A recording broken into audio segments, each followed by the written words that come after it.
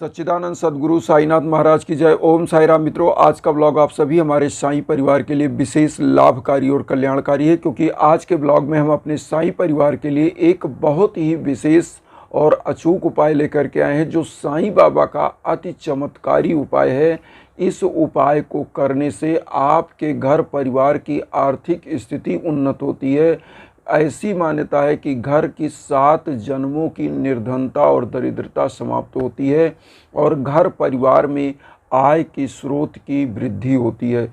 और आपके घर में जो निरंतर असफलताएं आपके परिवार को, बच्चों को मिल रहा है, वो आपको सफलताओं में परिणित करेगा यह उपाय। और जिन परिवारों में बिजनेस, व्यवसाय कुछ भी है और दिक्कतें आ रही हैं, घाटा लग रहा है, उन सभी परिवारों को इस उपाय को करना चाहिए। और घर परिवार की, किसी भी घर परिवार में किसी भी सदस्य की अगर किस्मत बहुत अच्छा साथ नहीं दे रही है तो इस उपाय को निरंतर करना चाहिए। और ऐसे उपाय को करने से निरंतर आपको सफलताएं मिलती हैं और प्रगति का पथ मिलता है। तो आइए जानते हैं कि आप लोगों को यह उपाय कैसे करना चाहिए। और इस उपाय को तो करिए ही करिएगा, मैं आपको इस वीडियो के लास्ट में हवन के बारे में भी बताऊंगा कि कैसे आप कर सकते हैं, करवा सकते हैं। तो आइए सबसे पहले हम जानते हैं उपाय। आपको लेना क्या है? आपको एक थाली में 9 दीपक लेना है। मिट्टी का दीपक जो कुम्हार के यहाँ मिलता है वह दीपक ले लें। उस सभी 9 में घी डाल दें और घी डाल के उसमें बाती लगा दें और एक थाली में रख दें और एक धूप बत्ती वहाँ पर प्रज्वलित करें और 9 दीपक को प्रज्वलित कर दें। 9 दीपक को प्रज्वलित करके साईं बाबा के दाहिने तरफ, मतलब अपने जिधर आप बैठे अपने राइट साइड में थाली को रख दें।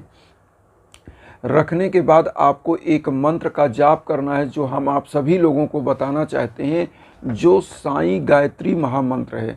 साईं गायत्री महामंत्र ओम शिरडी वासाय विद्महे सच्चिदानंदाय धीमहि तन्नो साईं प्रचोदयात्। इस मंत्र का आपको, जो हम स्क्रीन पर दे रहे हैं, थोड़ा सा मंत्र तो लंबा है, लेकिन यह मंत्र ऐसी मान्यता है कि बहुत ही पावरफुल मंत्र माना जाता है, जो शुद्धतम मंत्रों में से एक है। आपको एक बार हम फिर बता दें, हम स्क्रीन पर भी दे रहे हैं। ओम शिरडी वासाय विद्महे सच्चिदानंदाय धीमहि तन्नो साईं प्रचोदयात्। इस मंत्र का 21 बार आपको जाप करना है और पीले पुष्प की माला बाबा को अर्पित कर दीजिएगा और वहाँ पर थोड़ा सा हल्दी रखिएगा। बाबा के मस्तक पर चंदन लगाइए। आपके पास जो भी मूर्ति है या पोस्टर है, फोटो है, उसको पीले आसन पर स्थापित करने के बाद यह उपाय आपको करना है। अब इसके बाद आपको करना क्या है? इस 9 दीपक से आपको बाबा की आरती करनी है। थाली ले लीजिए, आराम से धीरे धीरे आपको दिखा करके आरती कर लेना है। आरती करने के बाद इस थाली को बाबा के श्री चरणों में वहीं पे रख दीजिए। और उसके बाद आप क्या करिए कि पूरे घर में 1 लोटा जल जरूर लीजिएगा। पूरे घर में 1 लोटा जल छिड़किए।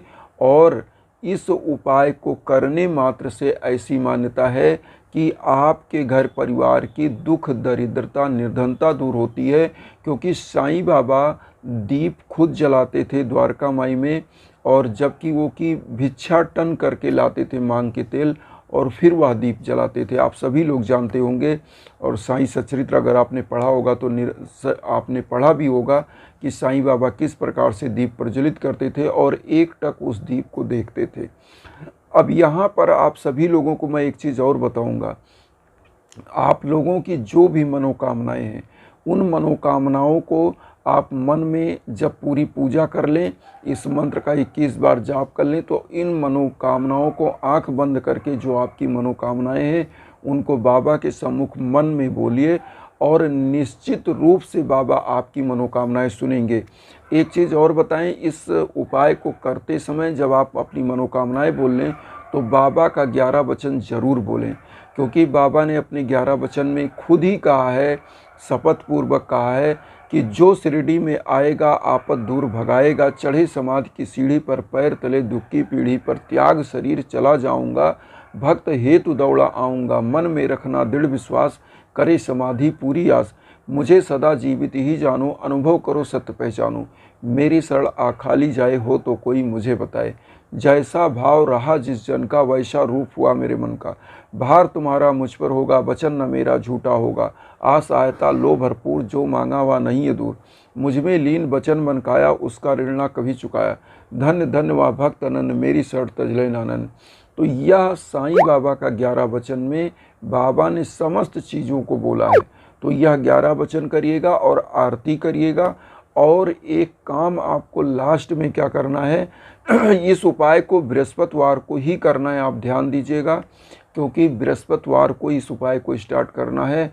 और कोशिश करिएगा कि 7 बृहस्पतिवार इस उपाय को करिएगा।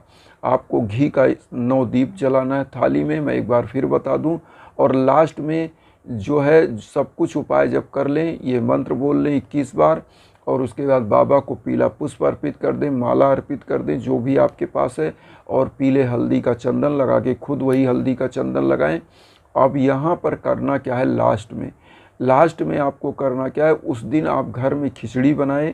और बाबा का अति प्रिय भोजन आहार खिचड़ी था, और इस खिचड़ी को किसी मंदिर पे जा कर के जहाँ पर गरीब होते हैं उस गरीबों में दोने में रख लीजिए थोड़ा थोड़ा खिचड़ी, और सभी गरीबों में वहाँ वितरित कर दें। ऐसा आप 7 बृहस्पतिवार करें। और ऐसी मान्यता है कि खिचड़ी का प्रसाद देने से बाबा अति प्रसन्न होते हैं। बाबा का कोई भी उपाय आप करते हैं, अगर भोग के रूप में उनको फल फूल खिचड़ी इत्यादि प्रसाद के रूप में कुछ ना कुछ गरीबों में बंटना चाहिए और व्यक्तियों में बंटना चाहिए। तो जब तक आप ऐसा नहीं करते तब तक वह पूजा आपकी सफल नहीं होती है।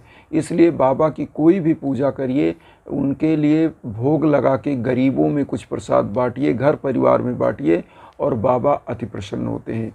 तो इस उपाय को करिए।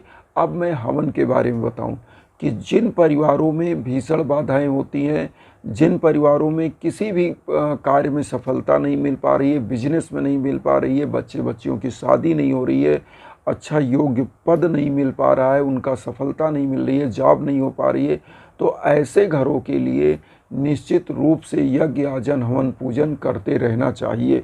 आदि अनादिकाल से हमारे जो बुजुर्ग थे, जो हमारे श्रेष्ठ लोग थे, वह लोग इस हवन पूजन को अपने जीवन कालखंड में करते और कराते रहते थे। तो इस उपाय को करने के लिए अगर हवन आप चाहते हैं तो मेरे इंस्टाग्राम पर आइए, क्योंकि हम वीडियो के बीच बीच में आपको इंस्टाग्राम का लिंक देते रहते हैं। आप वहां पर मुझसे संपर्क कर सकते हैं, और निश्चित रूप से जो भी मेरे लायक है हम आपके लिए तत्पर हैं, और हमेशा आपके जो भी कॉल आते हैं उसका भी जवाब देने की कोशिश करते हैं, आपके मैसेज आते हैं उसका भी देने का कोशिश करते हैं। तो आप सभी लोगों से, बंधु बांधवों से यही निवेदन करेंगे कि आप सभी लोग चैनल को सब्सक्राइब करके मुझे भी आशीर्वाद दीजिए, और उन साईं भक्तों तक वीडियो को ज़रूर शेयर करिए जो किन्हीं कारणों से कष्ट में, दुख में, इन्हीं भावना के साथ। ओम साई राम।